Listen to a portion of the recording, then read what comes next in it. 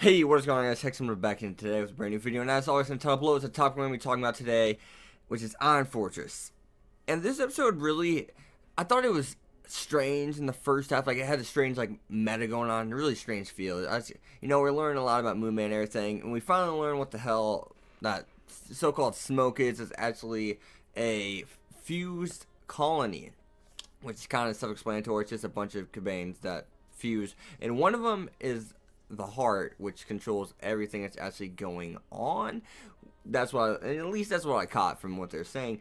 And it looked as if that person in the middle, aka the heart of the fused colony, was that woman, the pregnant woman. I believe that was her. She obviously she looks a little cabanified. There you go. I heard it from me first. Cabanified. New word for this anime. So I'm not 100% sure. I'm not 100% sure about that. And did anybody notice the dude speaking English throughout this episode? Like, there's a dude speaking English throughout this episode. Like, it's a dude with the goggles. If you want to know exactly what I'm talking about, go right around 16 minutes, 30 seconds. That's the first part I noticed. And he's talking to English throughout all his parts. And I don't know, it just really caught me off guard. I don't know how, I don't know why it's like that, but he's definitely speaking English. So, now another thing we're learning in this, which is probably going to end up being one part of the title of this video, is weak.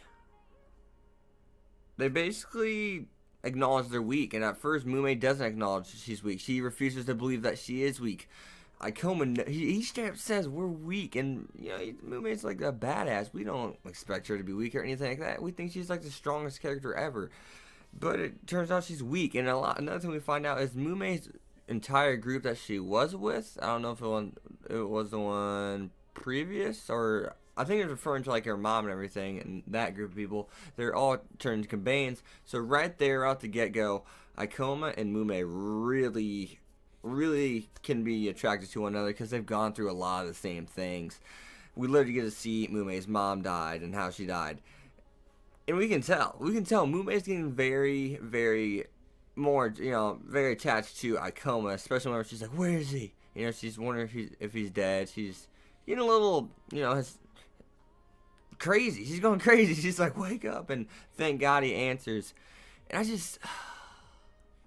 Mume is a really interesting character, and I'm already invested to her. I really want to know what her brother is. I just want to meet her freaking brother and see who are you? Why? What's your deal? Like, where does Mume come from? Why is Mume called the Claw? This episode really just invested me into that. And when this anime really wants to grab your attention, it really does. It says, "Hey, sit your ass down and watch," and it just sucks you in. The whole train. Oh. The train with the cannon, like the S-54 cannon. I don't know what the hell it's called. I think it's 54 or something, damn it. But that was absolutely awesome, especially when that needed to speed up. And you saw the giant fuse colony start knocking train carts off. I was like, oh no, people are dying. And I'm pretty sure there's nobody in that train car. At least I hope they'd move people up to the front when they're getting chased from behind.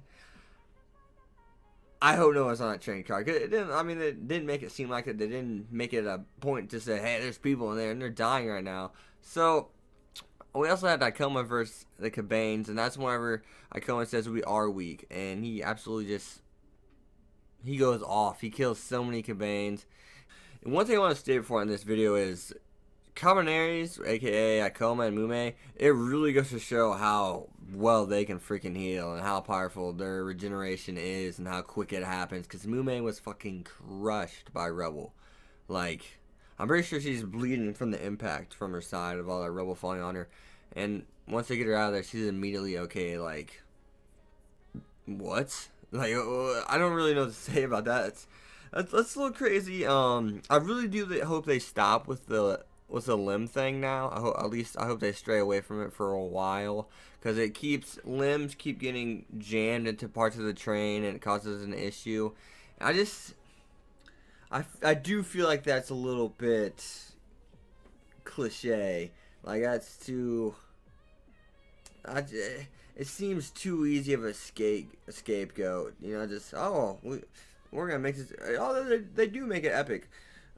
It's just a little like, really, another limb got jammed to the damn train. You know what I'm saying? Like, I don't want to say I'm totally upset about it. I'm like pissed, but I was kind of like, Oh.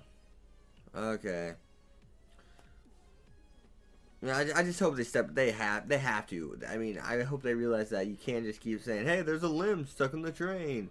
Hey, that's gonna cause a problem. Which the these limbs wouldn't be stuck in the train simply because the gears and stuff are turning would probably snap those limbs right in fucking half, and they just keep on their way and say, "Yeah, see ya." Yeah, I don't think they'd be causing this kind of problems. I don't know, but Cobain's body structure is a little bit, better material than humans, stronger, as we already know. But yeah, I just think it's a little generic. But as always, guys, sure to leave a like, comment, subscribe, follow me on Twitter at Hex25. Peace.